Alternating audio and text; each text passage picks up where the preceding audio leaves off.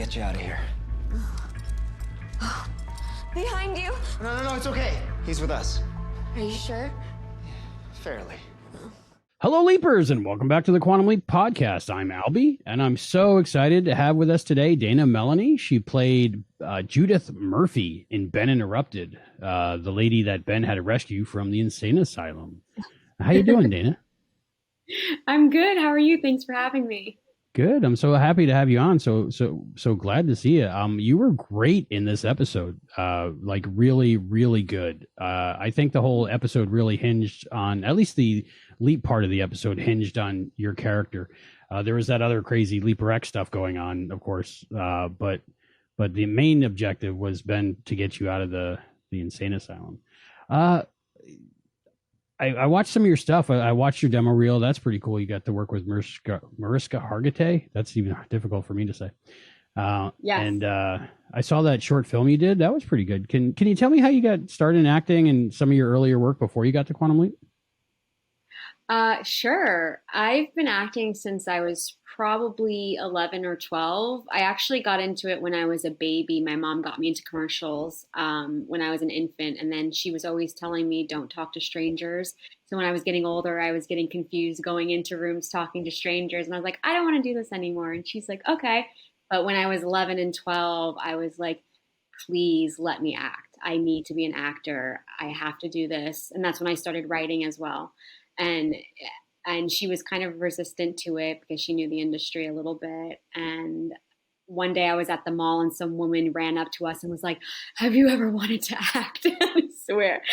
And then I was like, yes. And it was for a background agency. And my first job was the Cat in the Hat. And I was like in heaven. I missed 2 weeks of school. I was on location, and it was the time of my life. And I was just thinking, I need to do this, but I want to be front and center. And so, we got me into classes and trained, and then it just kind of, fell into place.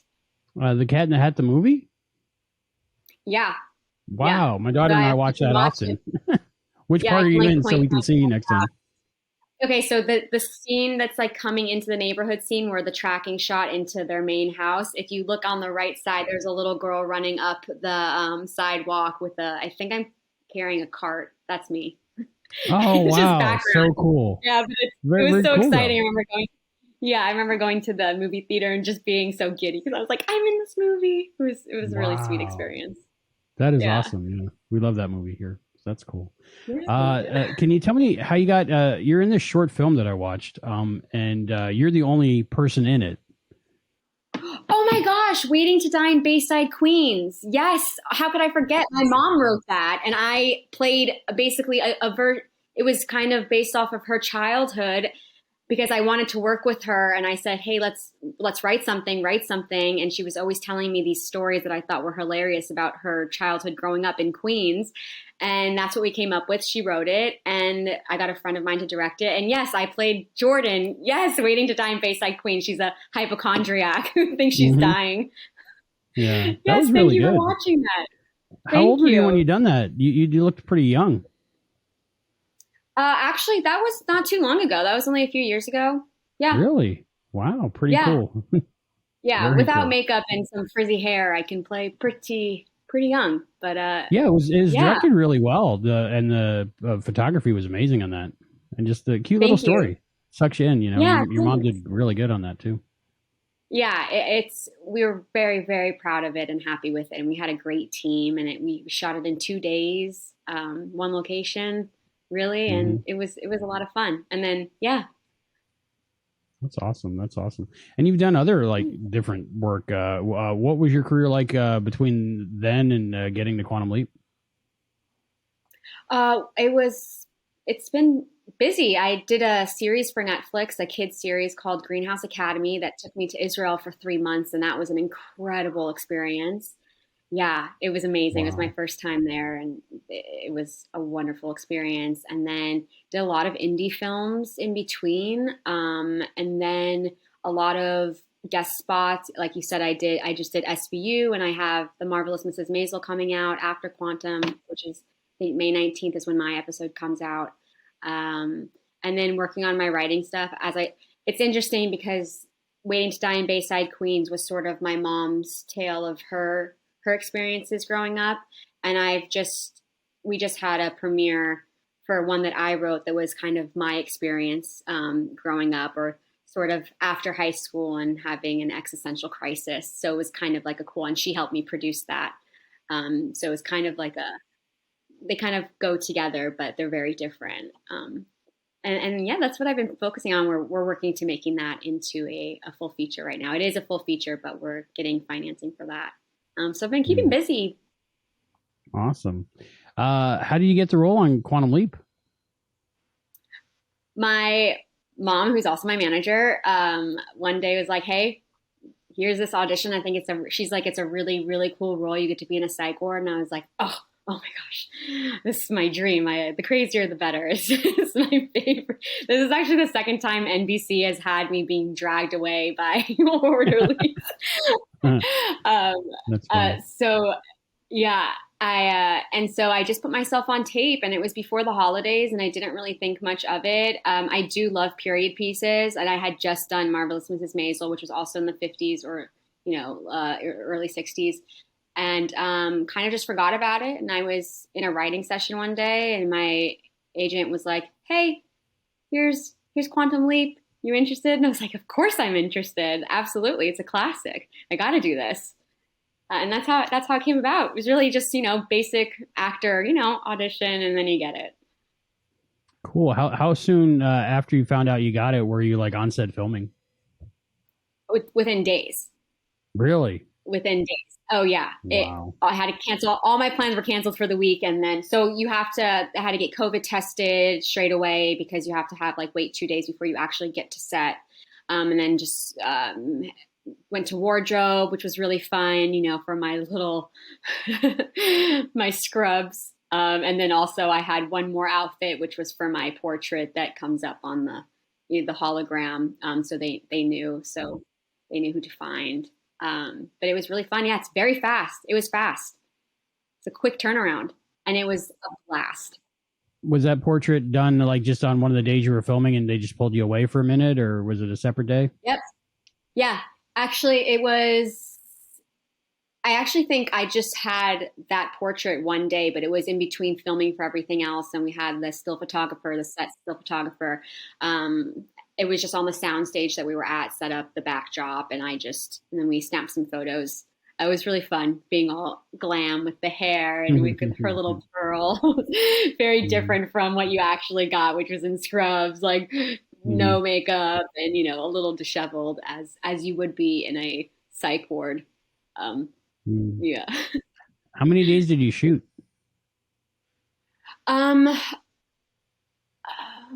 It's a good question. I think like 9 days. Wow. Potentially. Okay, yeah. It was definitely. So a you were there week, the whole time, because that's where they shoot around. Yeah. There. Yeah. Cool. It was great. It was a complete blast, and the set was really cool because it's a stationary set that's always there, and is this very creepy looking hospital. So it's fun to wander around and like snap some pictures and just, get into a creepy vibe.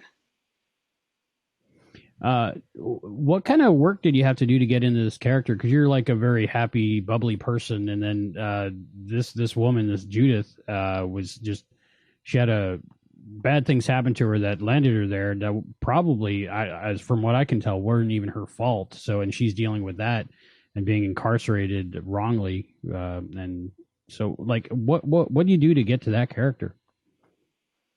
I think for me, I find a lot of my emotion in the writing itself. Like, she has these two really beautiful moments when she's painting with the flowers, and she goes back into this memory. So I was just mostly just focusing in on what she's saying and letting those words hit me as if that actually happened to me. And then also when she's on the phone with her sister saying that they've just gotten out, it was a little bit cut up because of, pacing and timing and everything. But when I first got them, I think I've been told like I'm an empathetic type of person. So just reading things like that has a very big effect on my emotions. And I'm able to just tap into it, as well as doing research of that time and seeing what these women went through who were just wrongfully put in these places for simple emotions of and being, destroyed because she had a miscarriage. And so just being really, that sounds a little bit of a cop out, but I also listen to music of the time, and it's like a little sadder and before I go to set and everything, but just doing research really. And again, it's in the writing. It was beautifully written, so it wasn't that hard for me to do it. Being on the set during a period piece, is it like, do you get the sense almost like you're back in time in that era? Yes, absolutely. I think what really does it is when you're sitting in hair and makeup, getting it done, and it puts you in that mood. And like I said, in my trailer, I was playing all 50s music just to get me into that zone, because I'm not going to listen to country while I'm about to go do like a 50s thing. So, or rap. And then, being in the clothes, and there's the scene where I'm reunited with my sister, and there was these beautiful vintage cars, and, the setting, it just makes it all feel so real. It's just like you're a grown up and you're playing, pretend, but the stakes are so much higher because, you have all these real things to allow you to really feel it and be in that moment. Part of the episode was kind of like an adventure with you and Ray's character, like running around trying to, sneak through things and escape and do different things, and you making a phone call. Can you talk a little bit about the adventure part of the filming? Oh my gosh, it was so much fun. It was just basically us being frantic and running it back. I think my favorite part is when we're both being pulled away, and the shots of us each, coming into us when we're being dragged away by the orderlies. I think that was my favorite thing to shoot. And then it just heightens it, and it makes it more exciting because you're not just, sitting having a conversation. It's kind of like being on a ride at Disneyland, especially in those caves. You feel like Indiana Jones moment type of thing. And then climbing up that ladder was crazy. At first I thought we were going to be harnessed in, but we weren't harnessed in because we couldn't hide it with our outfits. So literally climbing up, and then I was too afraid to climb down. So they had a lift on the other side, like that I would come down every day. It was kind of like a little bit of an amusement park of sorts, but it definitely adds to the adventure. Yeah, you gotta love it. It makes going to work very exciting. That's awesome. So it was like an above ground set, but it looked like a below ground sewer. All right. Yeah, absolutely. So it was in a soundstage, and it was probably around the corner from all of the all the psych ward stuff. And it's just this this giant cave, and it's so dark and dingy. And then when they start to put in the smoke for atmosphere, it's the coolest thing. I was like, I really did feel like I was walking, when you walk through the lines at Disneyland and they make it the vibe of the ride you're about to go on. That's what it felt like. It was so cool. It was above ground though. Yeah. Very cool. But it's all there for you and for Ray and Walter. Very cool. Yeah, they were so wonderful too. Such a great cast. Yeah, what was it like working with the whole crew? One of my favorite experiences by far. Everybody was so sweet and so welcoming and so down to earth. And it's a very ambitious show. I mean, every episode is a completely different time period. And the fact that they're all so calm and welcoming and just happy to be there and work, it was really, really special. And I felt very welcomed, and I'm really fortunate for that. I have a couple questions about the episode. Other questions. Like in the group scenes when, say, I think it was like a cafeteria or a waiting area when everybody's sitting around and you're trying to act like you're comatose, but you're also acting like you're not comatose, acting like you're comatose, or something like that. Catatonic. What was that whole thing like that day? I really wasn't sure what to, you don't know like how it's going to be read on camera. So you kind of just have to go for it. So I just did what I thought. And then Jude, our director, she's great. She would give me some little tweaks. She's like, okay, maybe just like tilt your head down, like slack your jaw a little bit, for this next take. because, it's just, it's just kind of like, you're going to feel a little silly, which is fine. I mean, that's what acting is really. The sillier you feel, the better it's going to look. So just like the communication of being told, hey, this will look better if you do it this way, or, and just, completely zoning out. It's hard to zone out when someone's talking to you because you just want to engage with them. But yeah, just like I just was focusing on something over there while, being in that state of not wanting to get caught and not wanting to, need anyone to believe that I was actually, in on this little deal that he and my sister had made together. Mm. And did you have to kind of do that again when Addison was there, when Caitlyn was around and you're not supposed to see her? Oh my God. Yeah, that was honestly, that was way harder because in the scene, especially in the tunnel, we're like looking around and then I kept finding myself like looking at her.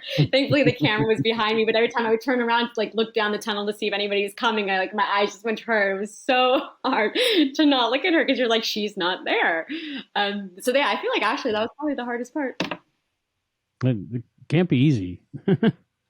Yeah, it's funny. It was really funny. I kept thinking to myself, Dana, what are you doing? She's not there. Stop looking at her. We know this. Did she say, don't look at me? She's probably no, literally nobody noticed. I was like, thank God. Yeah. Well, that's good. That's good. The library, was that a set too, or was that a library? There was a lot of books there. Oh my God, it was so beautiful. It was a set. I remember when I saw it for the first time, a few minutes, I like to wander sets because, otherwise you're just sitting, waiting, and that's not fun. So I like to just, mosey around when I'm allowed to. And I saw it and it was so beautiful. They did such a great job, but no, it was on the set and they built that. And those books, I don't know where they came from, but they were all real. They weren't fake books. It was tons and tons of books, but stunning. It felt like you were in like Superman's lair or something. Yeah, it was but huge. A hero who would stand there and be like, Gotham City. It felt very superhero-esque. So it was stunning set. That was cool. Yeah, well, that was a beautiful set. I was wondering about that. I was like, do you go to a library or do you bring the library to set? I don't know. That was cool. Yeah, no, they brought it. They brought it to set. I wonder where they got. I'm sure they're probably honestly just all props that they rented. I'm assuming there's like a prop place strictly for books. But I was definitely tempted to like take a book, but I couldn't find one that I liked, so I didn't. Awesome. Did you see any books that shouldn't have been there that were from the future of that time, maybe? Oh, I'm sure there were tons, but honestly, I wasn't even focused on that. I couldn't even tell you what book I was reading when I was talking to her. I can't even remember which one it was. Yeah. Actually, I think it had something to do with like time travel because we thought it was just funny. That makes sense. Yeah. That'd be a good Easter egg to check out. I didn't notice either. The day you guys were painting, you and Ray, what was that like? Him throwing paint all around and you guys painting before that, different things.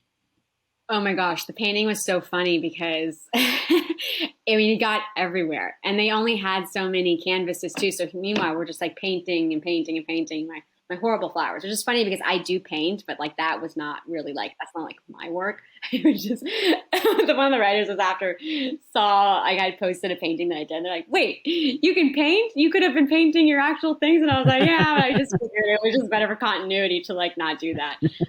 But oh yeah, when he goes in on the painting to cause a distraction and to get us kicked out, one of the takes, I just started laughing because he was just doing like this hip thrusting and it was so funny.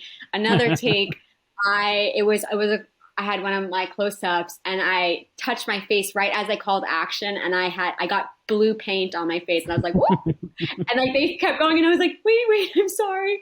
There's paint on my face. And then everybody they all have tablets with watching the what we're doing, and they had taken a bunch of screenshots of the exact moment that I'm like, whoa, there's paint on my face. So we had to pause and reset and try not to get it everywhere.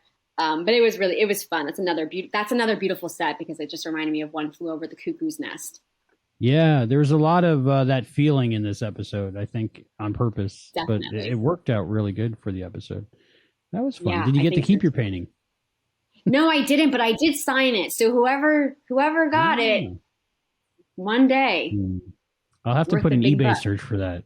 I don't know. Yeah. Dana Very Melanie's cool. horribly painted flower picture from Quantum Leap and Interrupted. Well, a well acted painting, because if you can paint in real life and your character couldn't, that couldn't be easy, right?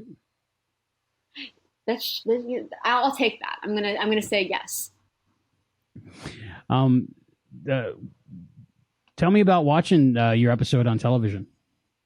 It's Did you always get to so see it? exciting. I watched it with my mom. And it's interesting too because all my family is on the East Coast, except for my mom and me. We're over in LA. And so they get to see it before I do. All my friends and family get to see it. So I always have my aunt call me after and tell me, I'm like, okay, how was it? What did you think? Did it look okay? Was it believable? So she always gives me, and then I'm always on Twitter looking at the live tweets from people so I can see where it's at in the episode. So that gives me a little bit of calm before watching it, live for our time because I'm going into it blind. I don't see anything. I have no idea except for when I do ADR sometimes I get like little clips. So I did know what certain moments were going to be like, which I was very excited about. But it's always really special. I get really excited still to this day. So it's a cool thing. That's interesting. What ADR parts did you have? Just to add more clarity to the episode, like they wrote in some extra lines or something? It was more so my phone call with my Mm. sister. They just wanted my voice to be a little bit lower, so I just had to whisper my lines more because apparently I was, being very loud on the phone.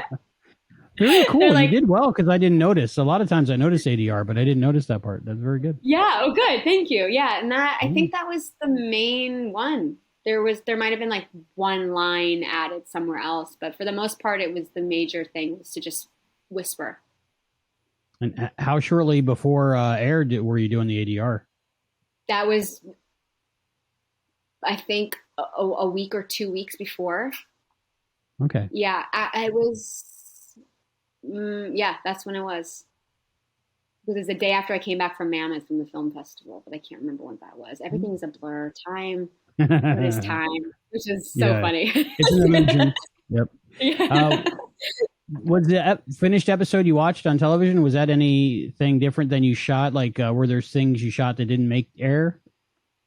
Everything aired, but it was the two things that I just noticed were the painting scene. I think they just shortened it a little bit, like my little talk about my husband, and then the phone call. The phone call was definitely shortened, which I was a little bummed about, but it makes sense. I mean, there's so much in that episode that needed to be addressed and put together. So, but those were the only two. Everything else made it. That's awesome. Yeah, we got Yeah, to it was talk really to well done. we got to talk to a lot of different people that worked on Ben Interrupted. So it's interesting to hear from all the different perspectives. We heard there was like dancing on the set and everybody was joking around and having fun. Do you have any fun stories from filming?